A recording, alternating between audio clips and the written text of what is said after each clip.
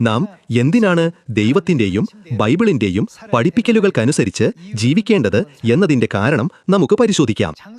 നമുക്ക് ഉൽപ്പത്തി അധ്യായം 1 വാക്യം 1 തിരിയാം. ആദിയിൽ ദൈവം ആകാശവും ഭൂമിയും സൃഷ്ടിച്ചു. ദൈവം തന്നെയാണോ ആകാശവും ഭൂമിയും സൃഷ്ടിച്ചത്? ഭൂമി പാഴായും ശൂന്യമായും ഇരുന്നു. ആഴത്തിന്മീതെ ഇരുളുണ്ടായിരുന്നു. ദൈവത്തിന്റെ ആത്മാവ് വെള്ളത്തിന്മീതെ പരിവർത്തിച്ചുകൊണ്ടിരുന്നു. വെളിച്ചമുണ്ടാകട്ടെ എന്നു ദൈവം കൽപ്പിച്ചു. വെളിച്ചം ഉണ്ടായി. ഇവിടെ ദൈവം കൽപ്പിച്ചു എന്ന് എഴുതിയിരിക്കുന്നു. മറ്റൊരു വിധത്തിൽ പറഞ്ഞാൽ ദൈവം തന്റെ വചനം സംസാരിച്ചു എന്നല്ലേ ഇതിനർത്ഥം?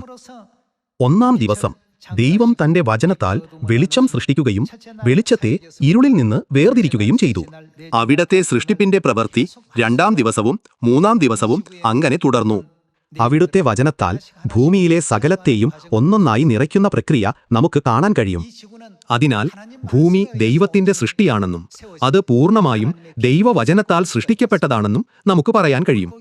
ഒരു മത്സ്യം വെള്ളത്തിലായിരിക്കുമ്പോൾ അതിന്റെ ജീവിതം ഏറ്റവും അനുയോജ്യമായ അവസ്ഥയിലായിരിക്കും.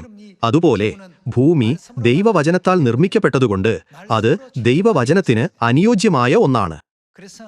അതുകൊണ്ടാണ് ഈ ഭൂമിയിൽ ജീവിക്കുന്നവരോട് തന്റെ വചനത്തോട് ഒന്നും കൂട്ടിച്ചേർക്കുകയോ അതിൽ നിന്ന് ഒന്നും നീക്കിക്കളയുകയോ ചെയ്യരുതെന്ന് ദൈവം ആവശ്യപ്പെട്ടത്.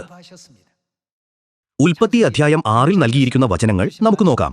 അധ്യായം 6 വാക്യം 9 പഠിപ്പിക്കലിൽ ഇപ്രകാരം എഴുതിയിരിക്കുന്നു: നോഹയുടെ വംശപാരമ്പര്യം എന്തെന്നാൽ നോഹ നീതിമാനും തന്റെ തലമുറയിൽ നിഷ്കളങ്കനുമായിരുന്നു.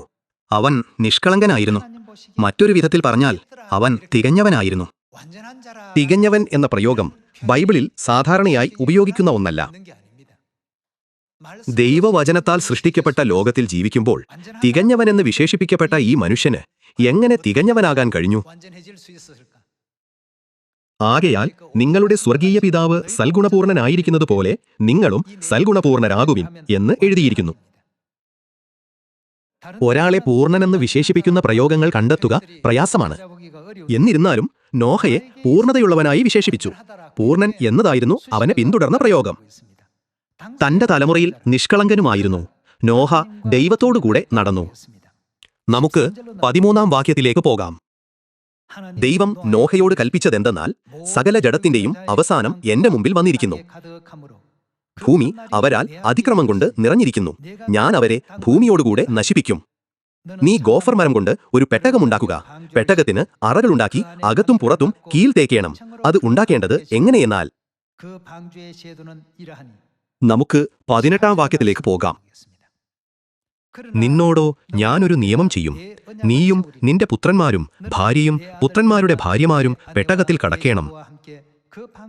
സകല ജീവികളിൽ നിന്നും സർവ്വജഡത്തിൽ നിന്നും തന്നെ ഈരണ്ടിനെ നിന്നോടുകൂടെ ജീവരക്ഷയ്ക്കായിട്ട് പെട്ടകത്തിൽ കയറ്റേണം. അവ ആണും പെണ്ണുമായിരിക്കണം. അതതുതരം പക്ഷികളിൽ നിന്നും അതതുതരം മൃഗങ്ങളിൽ നിന്നും ഭൂമിയിലെ അതതുതരം ഇഴജാതികളിൽ നിന്നൊക്കെയും ഈരണ്ട് ജീവരക്ഷയ്ക്കായിട്ട് നിന്റെ അടുക്കൽ വരേണം. നീയോ സകല ഭക്ഷണ സാധനങ്ങളിൽ നിന്നും വേണ്ടുന്നതെടുത്ത് സംഗ്രഹിച്ചു കൊള്ളേണം. അത് നിനക്കും അവയ്ക്കും ആഹാരമായിരിക്കണം.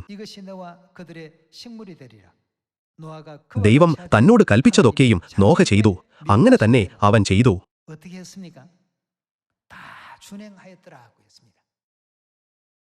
ദൈവം തന്നോട് കൽപ്പിച്ചതുപോലെ നോഹ എല്ലാം ചെയ്തതിനാൽ 6-ാം അധ്യായത്തിൽ ബൈബിൾ അവനെക്കുറിച്ച് എന്താണ് പറയുന്നത്? അവൻ തന്റെ തലമുറയിൽ നീതിമാനും നിഷ്കളങ്കനുമായിരുന്നു എന്ന് അവനെ വിശേഷിപ്പിക്കുന്നു. ദൈവം തന്നോട് എന്ത് കൽപ്പിച്ചാലും അത് അതേപടി അനുസരിക്കാൻ നോഹയ്ക്ക് വിശ്വാസമുണ്ടായിരുന്നു. ഇതായിരുന്നു അവനുണ്ടായിരുന്ന വിശ്വാസം.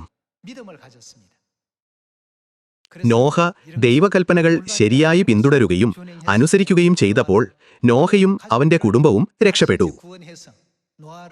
നോഹ ഉൾപ്പെടെ 8 പേർക്ക് രക്ഷയുടെ വിലയേറിയ അനുഗ്രഹം ലഭിച്ചത് ഇങ്ങനെയാണ്.